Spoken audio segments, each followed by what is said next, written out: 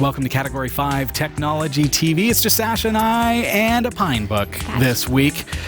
Last week, I gave it a bit of a hard time because my first impressions were all focused on the negative. Not necessarily, but I want to be real, I want to be raw, I want to be honest. Yeah. And there are some caveats with something like a $99 laptop. But there are some amazing things that we need to focus on this week as well. So I've actually reached out to the community, Sasha, and said, hey, anyone who's using a Pinebook, let's talk about this. What don't you like? What do you like? And what are you using yours for? So today we're going to be looking at that, and maybe, just maybe, a $99 laptop would fit very, very nicely in your backpack. Also, we're going to be talking about how I was not interviewing, but I was the subject of an interview this week, and I'll tell you how you can listen. This is Category 5 Technology TV. Our live recordings are trusted only to solid-state drives by Kingston Technology. Revive your computer with improved performance and reliability over traditional hard drives with Kingston SSDs. Category 5 TV streams live with Telestream Wirecast and Nimble Streamer. You can tune in every week on Roku, Kodi, Plex, and other HLS video players. For local showtimes, visit category5.tv. Category5.tv is a member of the Tech Podcast Network. If it's tech, it's here. cat5.tv/TPN and the International Association of Internet Broadcasters, cat5.tv/IAIB. You weren't lying. I feel like you're yelling at me. Oh, yeah. Oh, I'm sorry. I I have know. this projection thing. That's what it is. I've got these monitors in my ear so that I can hear what's going on around us. It's like, so if you speak loudly, it's booming in my ears. I'll try and be quieter. Yeah. Hey, how's everybody doing? I'm Robbie Ferguson. I am Sasha Rickman. It's nice to see you. It's nice to have you here. Before we jump into it this week, I want to remind you, make sure you subscribe to us on YouTube. And also, click that bell to receive the notifications whenever we are live or when we've posted a brand new, beautiful, smashing video on our feed. Now, we have two channels. We've got Category 5 Technology TV, which you can find just by searching for it. Or if you go to linuxtechshow.com, I shouldn't say or, I should say and, because you definitely want to subscribe to both of these channels, and I'll tell you why. So go to linuxtechshow.com. That's going to reroute you to our other feed, kind of our daughter channel. So yes. Linux Tech Show is edited down snippets from Category 5 TV. That's where the little 5, 10, 20-minute clips happen. Mm-hmm. Okay, so the Category 5.tv newsroom, if you want just that, you can catch it there. However, none of the live stuff happens there. Our live stuff happens on Category 5 Technology TV. So if you want any of those notifications to happen when we are live or when we post a full 1-hour episode, that's through Category 5 Technology TV. So make sure you do that as well. This week we're getting into, well, we're basically circling back to last week's episode. And this week is, by contrast, a week in the life of a Pinebook user. Lovely. Mm-hmm. Last week, Sasha, we unboxed this beautiful beast. Yes. The Pinebook. Have you felt this? How lightweight and sleek that is? But last week, of course, we were purposefully, I would say, kind of raw and hard on it. Yes. And for those who don't understand the method behind the madness, it's important for me to make very clear out the gate that this Pinebook is not the laptop that you're going to send your kids to school with. Mm-hmm. Okay? So there is a method to the madness, absolutely. And we want to be real, we want to be raw, and we want to be honest with you. These are very important things. But the Pinebook does have a very, very valid space when it comes to computer users. Yes. We're going to approach that tonight. First of all, though, I want to look back at some of the not so nice things about the Pinebook. Okay. Last week, just backing up a little bit, what I hold in my hands, it looks like a very sleek laptop. It's got the form factor of maybe a little bit thicker than a MacBook Air. It's made of plastic. it feels good but cheap. Like it feels like it's solid. The hinge mechanism does not feel. You feel that? Yeah. Tell me if I'm wrong. It feels solid. Yeah, it feels well constructed. Yeah, but it's only $99. Yeah. So let me just reiterate that this is only $99 for a Pinebook. But when I opened it up last week for the very first time, one of the things that I first out the gate noticed was that I really don't like the keyboard. That's just that's my real, raw, honest reaction to this. Because I type really fast, and I type without looking at the keys, and so it's problematic for me when I have to hold a function key and push other keys in order to do things that I normally would do on a Nancy keyboard. Okay? That makes sense to me. So with that rawness and reality, it could come across as being like I don't like it. I love this thing. Right. I think this thing is awesome. But there are caveats, and there's a space for it. There's a group of people who this is an amazing thing to be carrying around in your kit. Yes. But there's the average computer user, the normal computer user, if you will, the person who's looking for a laptop computer to take to school. This is not for them. Right. So that's what I set out to do. That's what I set out to honestly demonstrate and convey. Yes, you're absolutely right. So let's look at what I did is I have approached the community. I've talked to some Pinebook users this week and wanted to get their impressions for what it's like to have a Pinebook and what is the good about the Pinebook. Right. Okay. But first, let's look at the bad. Let's look at the bad. And when I talked to Dawn says the keyboard alone, so this is what we looked at last week on Category 5 Technology TV, the keyboard alone prevents the Pinebook from being functional. I have no problems with single board computers like the Raspberry Pi, but they are out of their element when someone tries to put them into a laptop form factor. Now, Dawn believes, and I quote, there are no legitimate uses for the Pinebook compared to similarly priced alternatives. Wow. That's Dawn's statement, not mine. He calls using an external keyboard to remedy the issues with the keyboard, putting lipstick on a pig. Well, Dawn. Dawn is not a fan of the Pinebook. Okay, that's cool. That's cool. We're being open and honest here. Okay. Now, I personally, since the show last week, have had trouble installing Chrome. I really want to get Chrome on here. Any guesses why? We've talked about Chrome on the show. Right. There are some really cool features that you can get with Chrome, like Google Docs offline. Yes. Imagine this as a writer's notebook with Google Docs offline, right? Right. Well, if you don't have Chrome, it only has Firefox. And if you can't get Chrome installed, guess what? You can't have Google Docs offline. So why can't you get it? Is it It won't install. Huh. It's not available as it's not available in the package managers. It's not easy to compile. I'm still working on it. I'm only a week in, mind you. Maybe I'll figure it out. And I know some people have gotten Chromium working on it, but that is the open source browser that Chrome is based on. So whether or not I will be able to do the same things on Chromium as I can on Chrome, Google's browser, I don't know the answer to that yet. Right. I'm working on getting you that answer. But beyond Google Docs offline, which is really crucial for a laptop like this, because I want to be able to take this anywhere and do my typing and do my writing and things like that. Right. Beyond that, I really want to be able to access Chrome Remote Desktop. Because this doesn't have a lot of power, but imagine with its 1080p screen, if I could bring up my desktop computer on the screen and be controlling it from a coffee house. Right. I would think to myself that would be the commonsensical purpose for this. It would be perfect. Yes. Like a thin client of sorts, but using Chrome Remote Desktop. Right. It would be fantastic. So those are the things that I've personally encountered. Now, my wife, Becca, who's an author, says, and I'm quoting, I, too, find the keyboard irritating as I am a fast typer.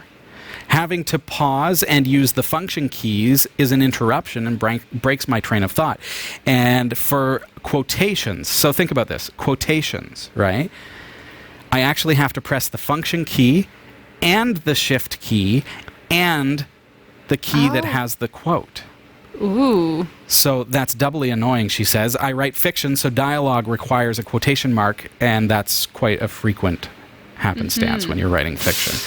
She goes on to explain, while the font size is adjustable in Google Docs, obviously, if I use anything else, so Google, Facebook, Discord, the font size is minuscule and it's very uncomfortable to read. And I, in fact, looked at it and I said, well, press Control+. Didn't work. So I actually went into View and in Firefox, Zoom and +++, and it didn't do anything. Oh. Nothing at all. There's no functionality within the browser to be able to increase the font size. So she's absolutely right there. Odd. So another strange negative for the Pinebook. Yuck. Again, remember my motivation here. I want to, if you are not comfortable with these caveats, I don't want you to rush out and buy one because you're just going to give it a bad review and you're just going to have a negative experience. I want you to have a great experience. Right. And if you can work around those, small or not small issues, depending on who you are, and you get it and you love it, that's perfect. So by contrast of these negatives, Sasha. Yes. I have talked with the community and gathered some ideas as to what the Pinebook is, in fact, excellent for. Right. Plus, I've got my own impression from the Pinebook as well. Remember, this is a $99 single-board computer-powered laptop from Pine64. You can get one at cat5.tv/Pinebook. But right now, you're thinking, well, why would I want to do that? Everything that I've heard so far is negative. I have talked to the community, I've talked to other users, and when we come back, we're going to be learning some of the things that they say that are nice about the Pinebook. Good. Obviously, one of them is the form factor. Yes. That's really slick. I love it. Stick around. We've got some good news for you coming right up.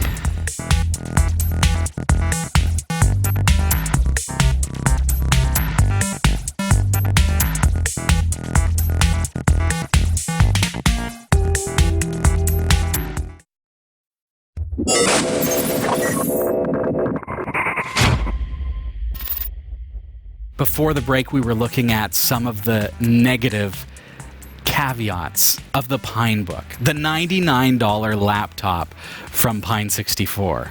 Right. But there are some very good things to be said about this as well. Yes. We're gonna be looking at Ameridroid that. did say the battery lasts forever. Oh, yeah. And look at that and feel that. It's so lightweight. Yeah. And yet the battery, I don't think has ever died yet. And we've had it for a week. Exactly. Marshman was saying Control Shift Plus and zooming in Chromium works on Armbian and on Excellent. Pinebook. Wow, I'm stuttering. What Marshman said made sense. Did you follow? Okay, so if I installed Armbian on this. Yes. So now we've got the stock distro on this right now. So every experience that we've had so far is based on what Pine64 sent. So out of the box, everything is vanilla.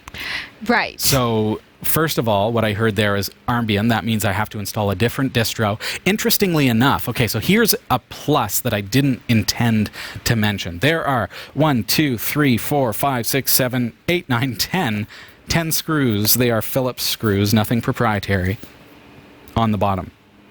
Don't worry, on a future show, I'm going to be taking this apart and showing you the innards. However, on the circuit board is a traditional eMMC chip. That is your hard drive. So you can actually take that eMMC off and install a new one, whether it be a bigger one or just a different one. So if I don't want to lose everything that's on here right now, I can pull off that eMMC card, plug in a new one with a different distro like Armbian, and then be up and going with Armbian. Right. Now that said, the second thing that I heard there was Chromium. So does Armbian have Chromium working out of the box? That would be interesting because I really need those Chrome features. On this device, that's what I want. Okay, because Storm Chaser 3000 was asking why Google Docs instead of LibreOffice. Because of the cloud capability. Okay. This is not a daily driver computer, but I want to be able to take this to the coffee shop. I want to be able to take this to the cottage. It's so lightweight, it's so portable, and it's so destructible. It's so cheap. So if it does get destroyed or stolen or whatever, It's not the worst. It's $99, you know, so maybe the next guy will be happy with it. But it's not meant to be my computer, my main computer. This is just meant to be something that has access to my documents and things. So Google Drive gives me access to Google Docs, and we talked about how that can be set to offline mode so that this can now be used without any Wi-Fi. And I can still edit my documents, and then next time I'm on Wi-Fi, it will sync. And that's a brilliant thing. So as a writer, as a programmer, being able to do that and not have internet connectivity, to be able to sit in the middle of a forest and work on this while listening to the birds would be a wonderful thing. Well, that totally erases my thought. And my thought was that something like, could you not install some sort of voice to text? And then you wouldn't need the keyboard, except that then you wouldn't hear the birds. You would just be hearing your voice. I don't like to hear my own voice when I'm doing dictation. It does have dual microphones. Yeah. Which we have not tested yet, but you see there are dual microphones. I'm going to get in here for you just so that you can kind of get a better look. Right. So above the keyboard here, I've got 1 and 2 microphones, plus I've got a little 0.3 megapixel webcam. So nothing to write home about, but it does have that capability. So yes, I could use dictation if I wanted to. Then you could say, quote, this is great, end quote. And then it would type it. Yeah. Ooh. So to answer the question, you know, why not LibreOffice? Because I want to have, so when I edit something in Google Docs and then I go to my desktop, it's already there. I didn't have to sync it. I didn't have to put it on a USB flash drive or a network. It's literally there. Making it that easy. It just really makes it easy.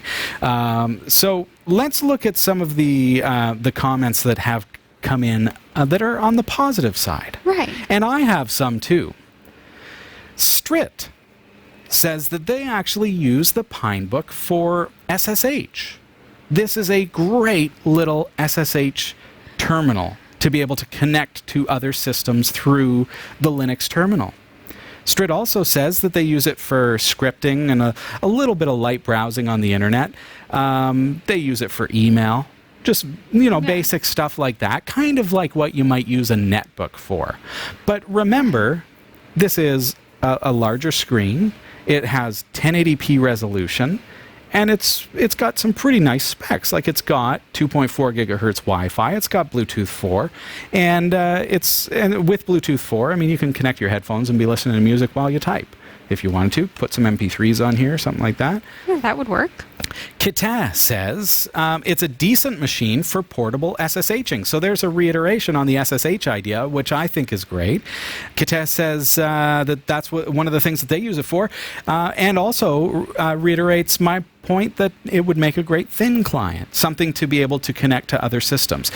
With the thought that, okay, so far with the stock OS, I don't have access to Chrome, so I don't have Chrome Remote Desktop. Now, I could use VNC. I could use ConnectWise, although with the free version of ConnectWise, I don't get audio. I could install our desktop, presumably, and be able to use that if I wanted to, but then we open up security concerns on our network unless we have Open VPN installed on our network, those kinds of things. So there are all kinds of things. So I want to have access to the Chrome Remote Desktop. It just makes things convenient for me. But to that point, yeah, this would make a really good thin client to be able to access more powerful machines, yet using it on something that's just a $99 laptop. Kita goes on to say, I use my Pinebook for Nano and Markdown coding. So again, somebody working in the terminal using Nano, a text editor, to do Markdown, which is like a text, it's not a markup language, I guess it's a Markdown language.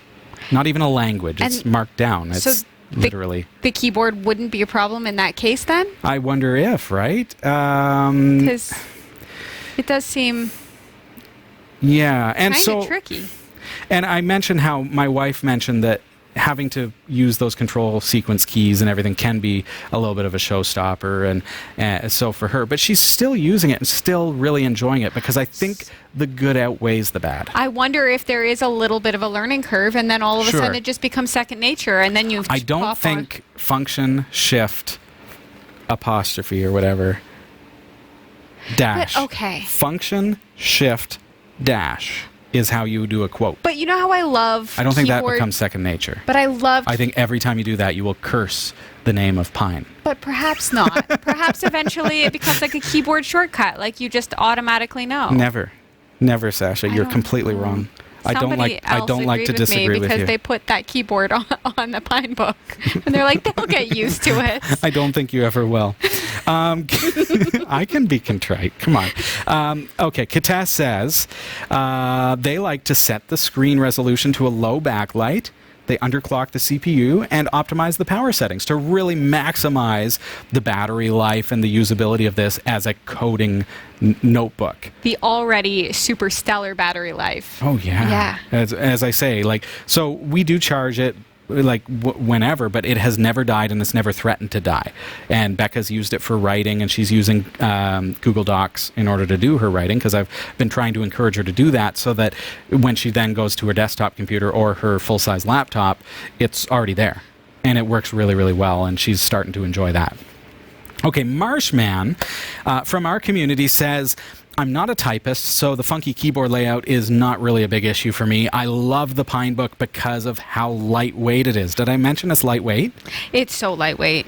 He says it's perfect for travel. He already carries enough stuff in his backpack. Doesn't want to be adding any more weight. This thing is practically a feather. Yeah. And because of the battery life, you don't even need to bring the charger, even though it's just a little wall wart. But it doesn't add a whole lot of weight. He says, I use it mostly for learning code. I don't tend to use it for things like YouTube or internet surfing or heavy usage. He says he's got other tools for that. So for that purpose, he has other things. So think about this. This is interesting because now the Pinebook becomes something supplemental to what you already have.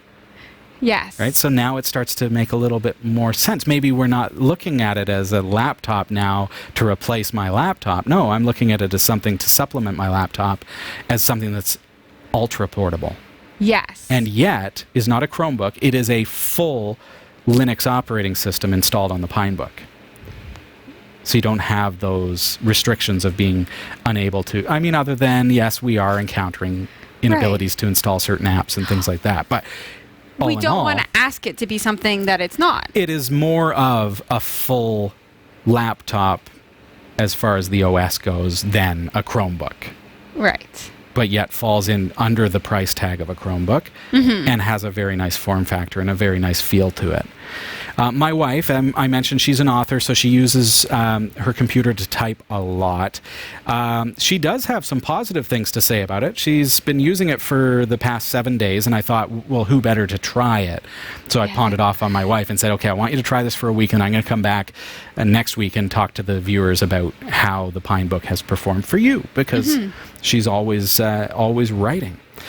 Here's what she decided. So here are a couple of the positive notes that she has. First of all, she loves the sleek design.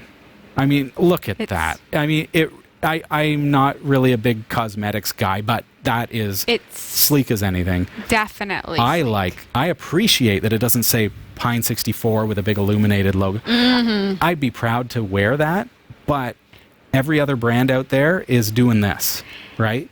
Yeah. It's sophisticated because it's like understated. Right? Yeah. Like, I don't care that you're using a Toshiba. Nobody should care that I'm using a ThinkPad. I should choose what my branding on my own personal possession is, right? So, yeah, I appreciate that too. She says it is extremely lightweight, which makes it super comfortable to perch on her lap or her knee and to carry from room to room with the lid open. That's an interesting comment as well, with the lid open. So walking around with a laptop could be quite, if I had this big one. I wonder if you could, It's not back heavy or anything crazy like that. So, yeah, you could take it with you and if you're pull a good one-handed typer. There you go. Now, my immediate thoughts echo Becca's, my wife's. It is extremely sleek, and like Marshman, I find that it's really lightweight. It's not imposing in its form factor and its weight. It doesn't take up a lot of space or add a lot of weight to my kit. But a couple of other notes that I have is, first of all, well, I mentioned the battery life, but thinking of a writer or a coder, I really don't want to have to be charging my laptop. If I go to a coffee shop, I want to be able to sit with 3 or 5 or 10 coffees and not have to charge my notebook, and that one will do it. Here's something that I never thought of before. until we started using this throughout the week. And so, of course, I didn't know this when I first opened it. It generates very little heat, and there are no moving components. Think about that for a second. There is no need for a cooling fan. Therefore, not only is it really cool, it doesn't generate any heat, but it is absolutely 100% undeniably silent. There is no sound that comes from this device whatsoever. Huh. Right? And that's excellent. I can say that's a nice thing because my fan, when it fires up, it's... Yeah, you can really hear mine too. Yeah. So if you're a ninja, this is for you. It's a perfect notebook. It's lightweight and it's silent. There's the new slogan, Pine 64. If you're watching this, there's your new slogan, Pinebook. It's good for ninjas. Perfect. If you're a ninja. Perfect for ninjas. The Pinebook Pro, which is planned for later this year, and we're really looking forward to that. I understand it's going to be available at Ameridroid, so make sure you use our coupons. Get onto our Discord. You'll see that there are some coupons there when they come available. But the Pinebook Pro is going to do away with a lot of these caveats. So the negative things that we said are going to be done away with. It's going to cost more, but for example, the keyboard, there is going to be an option. Pine 64 is bringing us an ANSI option, which is the traditional layout for America and Canada, where we're not going to be uncomfortable with the keyboard anymore. What do they call this keyboard? I'm not allowed to swear on a G-rated show. I just wonder, because an ANSI... Not that I would anyways, but it's a nightmare. We'll just say that much, Sasha. But it must be some sort of typical layout. Is this, if anyone knows if this is a layout for a certain region, right? Please let us know. It has to be. So they didn't just create. My wife said, why would they make it like this? And I said, I don't know, maybe cost cutting or, try to bring down the cost. I picture there was a group of people at a table and they had a presentation and there was alcohol involved. And they were going through a bunch of options, and then it was like a silent vote. People just checked off which one they liked, and this one won. And I want to know why. Ameridroid believes that it's an ISO keyboard. So, note to self, stay away from ISO keyboard layouts. Right. Stick with ANSI, so watch for that, okay? So when you order your Pinebook Pro, watch for the ANSI keyboard layout. Yeah. So, all that said, what is the Pinebook? It is a earth-shattering, groundbreaking, innovative device. It's $99. It is, in all essences, a single board computer built into the chassis of a laptop. So understand that in the context. Let's put it into the context of something that everybody knows, and I hate to do this because this is a Pine 64 product, so yes, let's look at the A64, but maybe you're not familiar with that. Let's look at the Raspberry Pi and say, what if they brought out a Raspberry Pi that was a laptop? Okay, so then you have to think, okay, well, the Raspberry Pi is not very powerful. Same with the A64. Right. The Raspberry Pi can only run some distros and not others. Same with the A64, the Pinebook. Exactly. It has problems with certain things because it doesn't have a lot of resources and it doesn't have a lot of speed. Well, same thing with the Pinebook. Yeah. So it is, in all essences, it's like a single board computer in the form factor of a laptop. So we have to understand that as we're looking at it as a purchase. But we have to know that this is not a laptop like the $1,000 Windows machine that you're going to buy at the big box store. Okay? The Intel or the AMD. It's not like that. These are ARM-based single board computers in the form factor of a beautiful, stunning, lightweight, long battery life laptop. Right. And so for that, I love this thing. I can get past the caveats. Exactly. Because when I'm using it, I know what it is. I understand what it is. And I appreciate very much, and I love what it represents. And the Pinebook Pro is going to be the next iteration that's going to take this idea, this concept, this innovation to the next level and say, okay, now we're getting closer to something that is maybe a little more like your daily driver. That's what we're working toward. That's what Pine 64 is very, very fast approaching. So watch for the Pinebook Pro as well. But this may work for you. The Foo is asking where the delete key is. Can I just show? Yeah, do you want to hop on there and show where the delete key is? Get back. Did you find it? Yeah, I did. It's just right here. It's where, like, above the backspace would be? Power, delete. And then there's there's escape, and then all the function keys, and then delete, and then power. Function, shift, dash is how I get quotes. But why are you doing that all the way over there? 2, Can't you just... 3. Is there That's not quote. a function over here? Oh, that's too bad. Hold on. No, there's not. Oh. It's over here. That's See? too bad. It should be over here. Don't make this a negative thing, Sasha. It should be over here. Yes, and the backspace should be over here. And I know. So we've talked about the keyboard. But I still really like it. I really like it too, Sasha. I think it's flipping awesome. So I know that there are those of us who can't get past the keyboard, and there are those of us who recognize what this is and love it. So check out cat5.tv/Pinebook if you'd like to get one of those for yourself, or even just learn more about it. And make sure you give us a thumbs up if you appreciated the rawness of this review. I never went into this wanting anything to be negative, I want to be real, though. I want to be, I don't want you to go out and buy it and be shocked. You're giving true feedback for what it is, and also true feedback for what it isn't. That's exactly right. Yeah. All right, well, moving along, Sasha.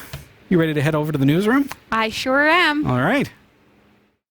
Here are the stories we're covering this week in the Category 5.tv newsroom. Research has suggested that cyber thieves are creating an invisible internet to stop police spying on cybercrime deals being done on the dark net.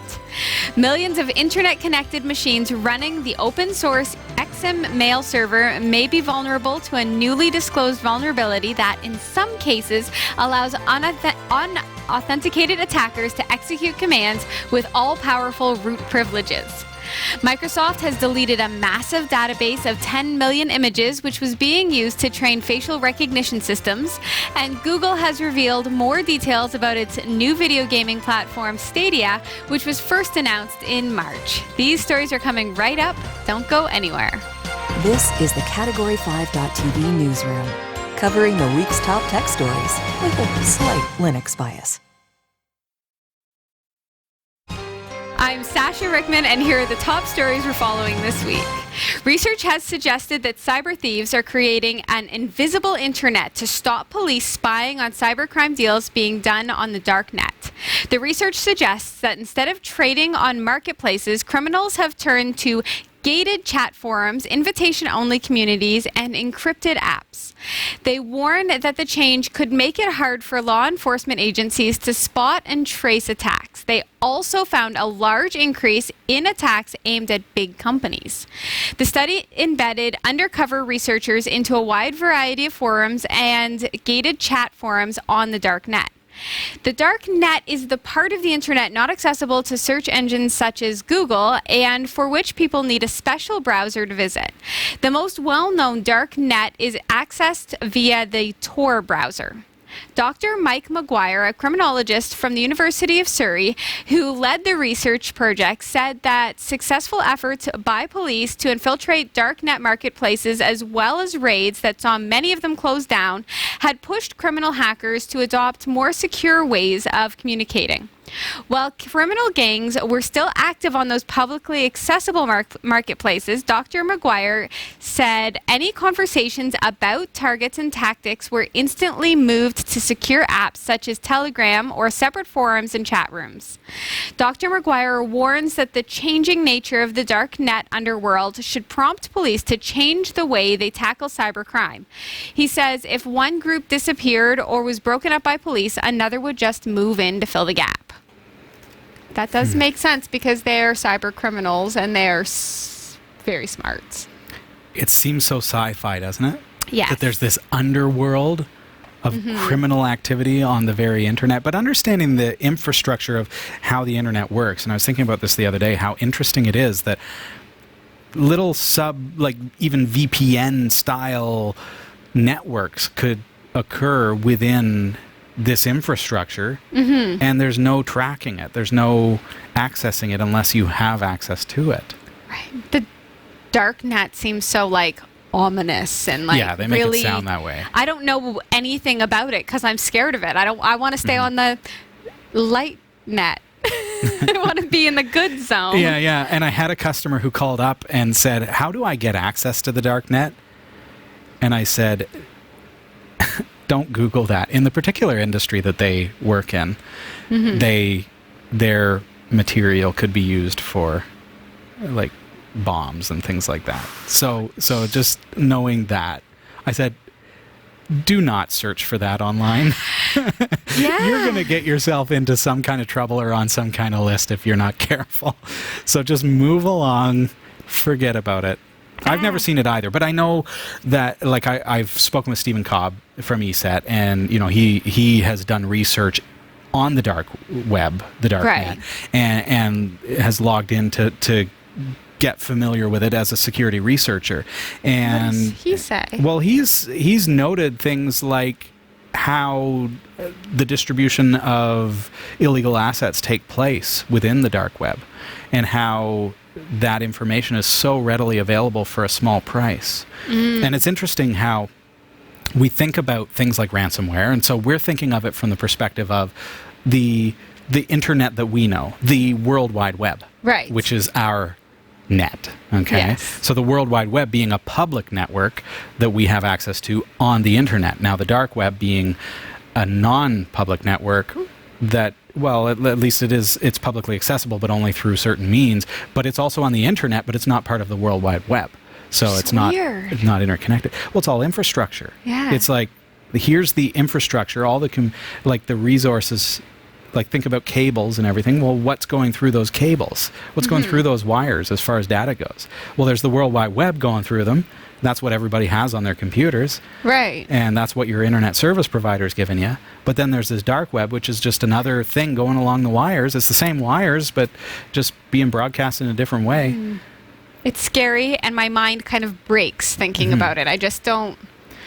So I don't know why anybody other than criminals would want to go there. Like, what? So then it's just criminals there hanging out in the dark web? I don't It's know. weird, As I say, I haven't been right? there, but I know that there are certain...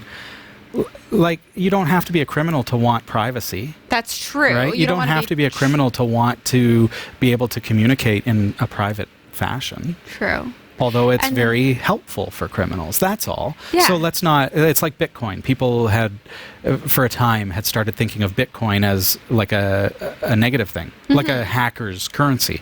Well, no, it's just that they've found that it's really useful for that because it can't be traced. Or Right. it's very difficult to trace. So don't say that it is a hacker thing. No, it's not a negative thing. It's not the ransomware hackers that are controlling Bitcoin. It's just that's the currency that they use because it can't be traced. Yeah. So thinking of ransomware and thinking about our World Wide Web, we're thinking of it in that context. But now think of it in a context of the dark web. So now if a hacker has gained access to a network and reveals that information through the dark web and makes it accessible to the dark web, now this network that normally would be a private network like a LAN Right. is accessible for a price by subscribers who want to access that network. So they can use it for crypto mining. They can use it for stealing data.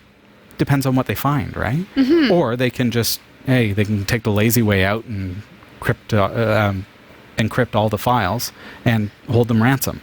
I call it the lazy way out because it's like, okay, well, we're not going to bother infiltrating it. We'll just encrypt everything and let them pay. Just keep it simple. I have one more question. What stops just everybody from going onto the dark net or dark web and just like lighting it up? You know, like if everybody went to it, it would no longer be private, right? Does that make sense? No, it Then still everybody would be. would be It's like let's make that in the context of cryptocurrency. Okay. So if everyone started using Bitcoin, would Bitcoin no longer be private? Oh no, I see what you're saying. Right? So why don't we just all just... Use the dark web? Why not? Because our ISPs won't do that. Our governments won't do that. Oh. Right? Who controls what we actually see on the internet? It's not... Yeah. Right. Really. Yeah. I don't like the word control, but when you sign up for your local internet service provider, they're not hooking up a modem to the dark web. No, they're giving you access to Google and all the stuff that we all see as the internet. You've got Amazon, you've got YouTube, you've got that's all. Is there anything else on the internet?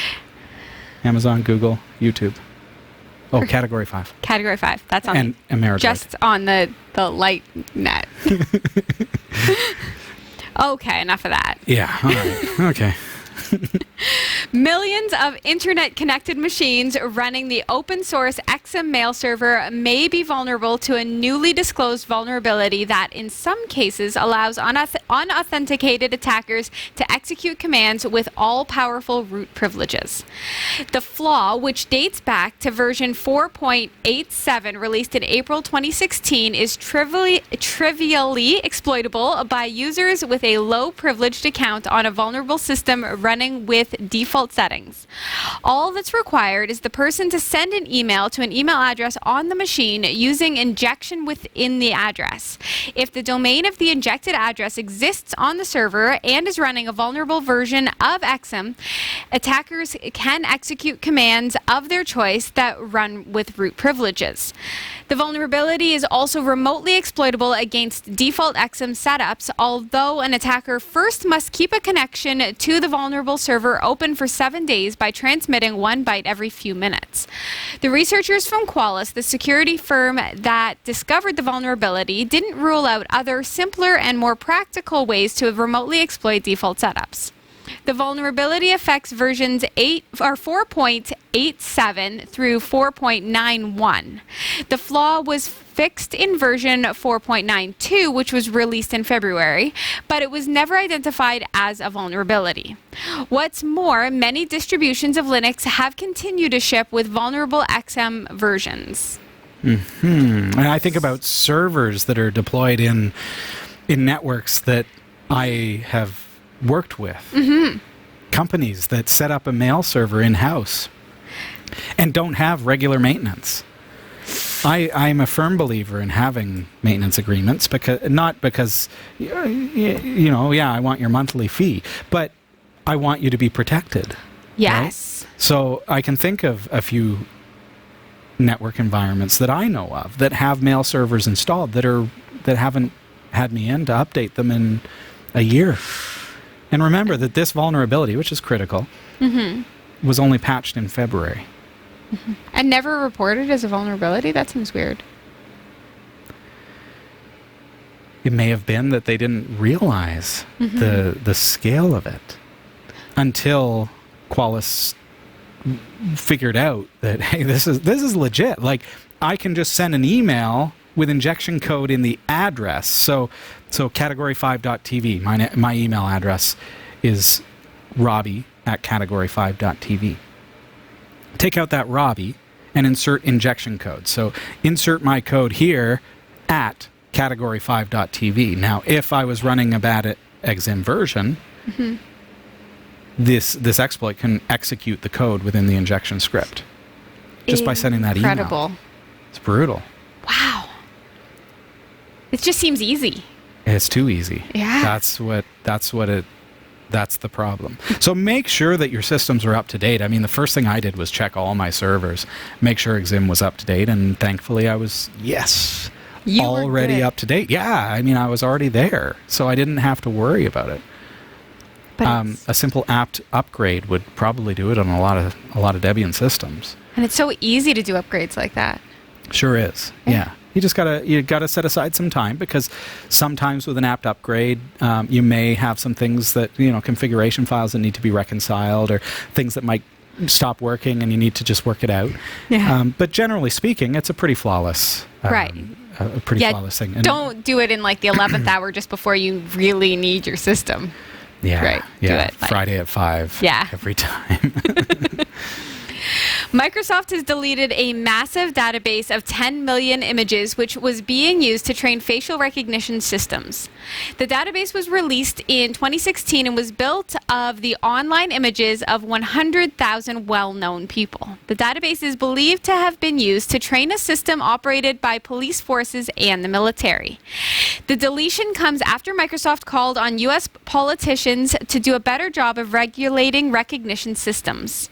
Microsoft told the FT the database was no longer available because the person who had curated it had now left the company. Last year, Microsoft President Brad Smith asked the U.S. Congress to take on the task of regulating the use of facial recognition systems because they had, quote, broad societal ramifications and potential for abuse, end quote. More recently, Microsoft rejected a request from police in California to use its face spotting systems in body cameras and cars. The massive set of images, called the MS Celeb database, was compiled from images of celebrities found online. The Megapixels project, which tracks face databases, said the majority of images were of American and British actors, but that it added that it also included a lot of people who must maintain an online presence for their professional lives. This meant that it included journalists, artists, musicians, activists, policymakers, writers, and researchers. Even though the data is no longer available from Microsoft, it is probably still being used by people who downloaded a copy. In the UK, police forces have been criticized for trialing homegrown facial recognition systems that have proved to be bad at recognizing people. One trial was wrong in 92% of the cases it flagged. That's a little too high. 92% incorrect is a little bit... They've got a ways to go, I think, before they should be using that in law enforcement. I'd say. And by the way, you can still download that pack on the dark web. So... That being... Yeah. Wow. Now, I'll say this facial recognition stuff, you know, I don't know whether or not you have this where it comes up. I guess I have Google Photos, something like that, because Google will sometimes flash up two pictures of, family members and say, is this the same person or different people? So I have identical twin sisters, Beth and Colleen. So every once in a while, it'll flash up pictures of, it's two pictures of Beth. Is this the same person? And you're like, yes. And then a picture of Beth and Colleen. Is this the same person? Is that why my phone keeps calling me Mr. Clean? Isn't that funny? Oh. It just did it for my sister Mary, yes, who you've met. She recently had jaw surgery, so her facial structure is different. And so Google was asking her with two pictures that look very different, is this the same person? Interesting. Yeah, and so you're trying to learn. You are training. Yeah. It's AI. Yeah. You're training the machine learning. Yeah. Incidentally. It turns out. Yeah. It's interesting with two different people who look very similar, like identical twins, and one person who looks very different, like in facial surgery. Right. Yeah. Because I can understand how AI would have trouble. And 92% wrong is horrible. But it's got to be so sophisticated. I don't know if you remember. We used to have a little Spock bobblehead. Yes. Yeah. A Spock bobblehead, like a plastic bobblehead of Spock on the set from Star Trek. And I uploaded a picture of us on the show to Twitter, and Twitter tagged Leonard Nimoy. Yeah. He was I didn't do it. Yeah, just like that. And it's like, okay, how did it do that? This was years ago. So how much further has machine learning come that it's able to do that? It was able to do that back then. They very quickly turned off that feature. I think too many people got creeped out by it and thought it was an invasion of privacy. Right. Well, yeah, because then they could probably sell stats to, yeah. This many people have photos of you on their profile. Mr. Nimoy, how were you in so many places at once? Explain Tag yourself. that, Google. Start using it as an alibi. Oh, no. I was at Cat 5 that day. It shows on Twitter. Exactly. That'd be amazing. Wow. All right, we'll move on. But okay. It's funny stuff, right? Facial recognition it's going to work at some point. It's at some point. So bad right now on so but many yet so levels. amazing. It Yeah. was right. It tagged the right guy. It was a stinking bobblehead. Mm-hmm. And it did it. That was years ago. Where is it at now? But I think about in the law enforcement field, the risk that we run is what if some bobblehead or look-alike gets tagged, right? Yeah. Don't criminals just wear Halloween masks everywhere they go? Oh, yeah. I Right? forgot about that. Yeah. Yeah. V for Vendetta. That's the way it goes. So nobody knows your real face anyway. That's right. If you're That's a right. criminal. Good thing. You know that we are innocent. So we show before we have faces. where we have faces. Yeah. Exactly. Google has revealed more details about its new video gaming platform, Stadia, which was first announced in March. Stadia is a cloud gaming platform, so instead of buying a games console, discs, and downloads, players can stream games over the internet. The service will launch in November with a limited edition starter pack for early adopters. Studios such as EA and Bethesda will provide games, but big developers such as Epic Games are still missing. Stadia games will run on servers at Google data centers around the world, with the video footage streamed to a TV. The company says that it will give gamers over 10 teraflops of graphics processing, more than Xbox One and PS4 combined. Google is showing Stadia to journalists this week at the E3 gaming show, and so far they seem impressed. Nick Stat from The Verge says he was able to play the upcoming Doom Eternal shooter through a Chrome browser window on a Pixelbook hardwired into Ethernet and plugged into a Samsung television, and he calls the experience, quote, quite impressive. He says, I could not detect any noticeable input lag, and there was no discernible on-screen effects indicating the visuals were being streamed from a cloud server to the Pixelbook and then from the Pixelbook to the Samsung TV, end quote. It'll be interesting in the coming months to learn how it performs in multiplayer games and how Stadia impacts the cost of gaming hardware, considering you can get away with using ultra-affordable systems. Sounds awesome. I mean, what a Sounds great idea. Really good. And think about, like, what if I could install Chrome on my Pinebook? Which you will be able to. And then imagine And then- that I can actually use, like, low-powered hardware. I mean, think about all the Chromebooks that are out there. All of a sudden, they become powerful gaming rigs? What? Uh-huh. I wonder what that'll do with Messed the up. sales of the more expensive gaming rigs. Sure. Especially if some of the same games that are available for like the PS5 or the Nintendo Switch, if some of those games come to the Stadia platform, Yeah. would it start to be like, oh, maybe I want to go that route? Yeah. So I guess cost will be a big thing too, and that will be interesting to see how that pans out, because I know it's like the subscription fees and everything. It gets pretty complicated, but I guess we'll in time understand how all that works. We will find out, and I will likely have one.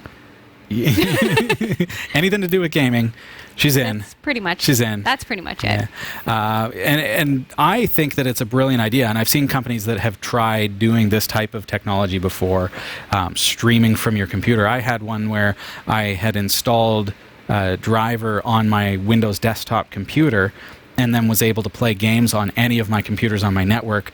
And the point of that, I can't remember who made this software, but the point of it was it was a Windows computer, and they were Windows games, but because of the way it was streaming the game, I could play it on my Linux machines. And it allowed me to play on any device. It didn't matter what platform it was. So that was cool, but it just like died. The project just died. So that this is kind of reminding me of that. But you've got the power of all these Google super mega servers, and you don't have to have high power, high speed, high cost, Anything. high heat devices, right? So The future is friendly. for gamers, Yeah. how does it feel to be NVIDIA? How does it feel to be Intel? Right.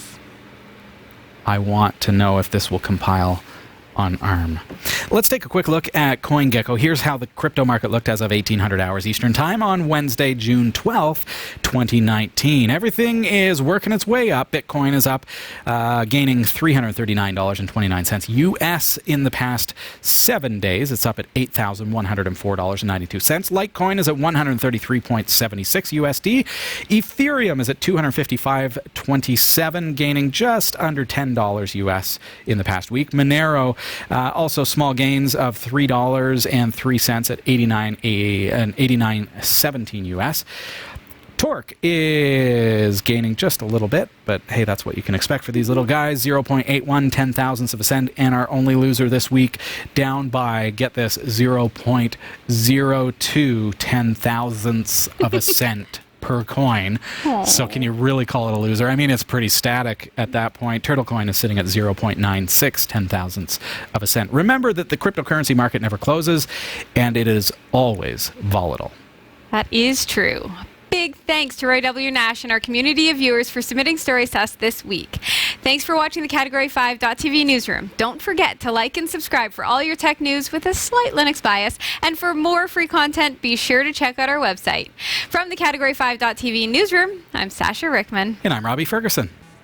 Thank you so much for being here with us today. Stick around. We've got more show for you. We're going to be talking about how, hey, normally I'm the guy doing the interviews. Yes.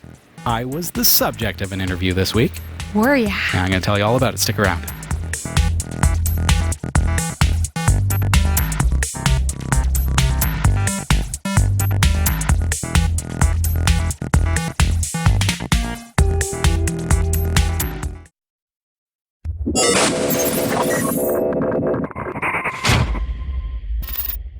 Welcome back, everybody. This is Category 5 Technology TV. Been a good week, Sash? Yeah. Excellent. How was your week, Robbie? Oh, it's been fun. And one of the things, now I mentioned, I alluded to this before the break, but one of the things that was fun this week, normally when there are interviews being had here at the studio, who's conducting the interview? I'm like asking the questions and somebody else is answering them for me. But sometimes, once in a while, I mean, it's a rare occasion, but once in a while, somebody comes across one of my projects and says, oh, I got to get this guy on my show. And they're the ones asking the questions, and I'm the guy fielding the answers. Mm-hmm. So it's a unique opportunity for me to share from a different perspective, from another side of the desk, if you will, about some of the things that I'm passionate about. So Hacker Public Radio, in fact, on Monday of this week, aired an episode of Yannick, the French guy from Switzerland, interviewing me about my project NEMS Linux. Lots of fun. It was a great conversation. We got into all kinds of stuff, from talking about NEMS and Nagios and server monitoring, network monitoring, garden monitoring, all the different various things that you can do with NEMS Linux, how it kind of began and evolved, and how it's become something that is available on multiple different SBCs as well as virtual appliances, how I fund it, how I'm able to do that and yet still give it away for free. These things were all covered in that interview, plus taking it one step further and taking some of the things like giggle scores and learning how that works to help us determine the quality and the value behind different single board computers. And we just had a great discussion. It's only about 40 minutes out of your time. If you want to check that out, it's cat5.tv/HPR-NEMS. All one word. So HPR for Hacker Public Radio, NEMS for Nagios, Enterprise Monitoring Server. Learn all about that. But interesting for me, a lot of fun to be on the flip side of the desk. I bet. Yeah. And let me know what you think of the interview too, because that's a different comfort zone for me for sure. A lot of fun. I do want to say thank you to those who are supporting Category 5 this week. What is different around here, so we've broadcasted live for the first time from the same computer in different chassis. So in order to reduce the cost of our new server build, the new broadcast system build, we have a Thermaltake Level 10 GT server case, like beautiful, like gaming case, I should say. It's got 190 millimeter clearance. It's a beautiful system for a 9900K. It's got lots of clearance for the CPU fan. It's got a lot of room, and it's going to do really well. But in order to free up that case, which had our old, like the current broadcast system in it, I had to gut it, and move everything into another case. So I purchased a cheap case off of Newegg and moved all of the hardware into the cheap case. So now the old, slightly decrepit system is now just sitting in a cheap case, but it works. A smaller, cheaper case. And so now we are up and running. I've moved everything over to that, and now we've got basically a free Thermaltake Level 10 GT to build our new system into. That's right. So that's pretty sweet. So I think that was a really good call. Thanks to Marshman for helping me select some hardware. Thanks to Garby as well for directing me in that regard. And certainly to now be in that chassis, it's like, whew, okay, now we can move on. Now we can start the build. We can get things started. So thank you to those who have been supporting the project, whether you're a patron or whether you're just contributing here or there, even shopping through our Amazon links or other partner links. That makes a huge difference as well. But I couldn't do this upgrade without you. I couldn't even do the show without you. But, paying rent, paying our insurance, paying our internet, all those things are really thanks to viewer contributions. Yeah. But when it comes to needing to invest in thousands of dollars worth of hardware, which is essentially like a gaming computer that runs the show, it really couldn't be done without our viewers' support. So we're one more step closer. We're one step closer to where we need to be by moving everything into that case. And I really would not have been able to get there without you. So thank you. If you'd like to support us, you can do so through Patreon. It's a really cool way to do it. Patreon.com/category5. And what's neat about Patreon is you can give just a little or a lot each month, and whatever you feel comfortable with, you decide. And there are perks like being able to, for example, those who are on Patreon received many updates this past week. I was spamming like crazy. Oh yeah, I checked my inbox. Goodness. I was like, wow. I say that jokingly because really it's behind the scenes stuff. Yeah. Like if you want to know what Category 5 TV is like behind the snes, become a patron because you're going to get emails, you're going to get videos, exclusive stuff. Yeah, and we got to see step by step how it went. The whole 3-day process. Yes. From the day that the system arrived, the chassis arrived to the full build and everything in between. So, and there is incidentally on Patreon, if you are a patron, do check out our home page, if you will, like the page for Category 5 TV. There's a new playlist, and that playlist is called 2019 broadcast system. 2019 broadcast system. When you click on that, it's going to be all of the videos, pictures, blog entries, all that stuff that has to do with the computer build. Excellent. Which is going to be really cool. So thank you, everybody. That's all the time that we have for this week, though, and it's been wonderful having you here. Don't forget, we are on Twitter at Category 5 TV. I am also personally on Twitter at Robbie Ferguson, and I do follow back. So keep that in mind when you're deciding who to follow. We're on YouTube, as you can probably imagine. Just do a quick search for Category 5 Technology TV, or you can go to linuxtechshow.com. And you can go to linuxtechshow.com.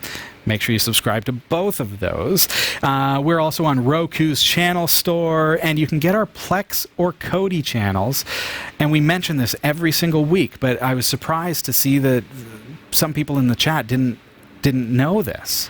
Right. So I need to reiterate, if you use Plex, if you use Kodi, we have channels already ready available for you. All you have to do is go to github.com/cat5tv and you'll be able to download and install those. Our main website ties everything together, including RSS feeds, the ability to listen on like Google Podcasts and wherever you want to listen. Stitcher. We're on Podcast Addict. Everything that you can possibly think of. So you can do that at our website, category5.tv. Thank you so much for watching, everybody, and have a fantastic week. See ya.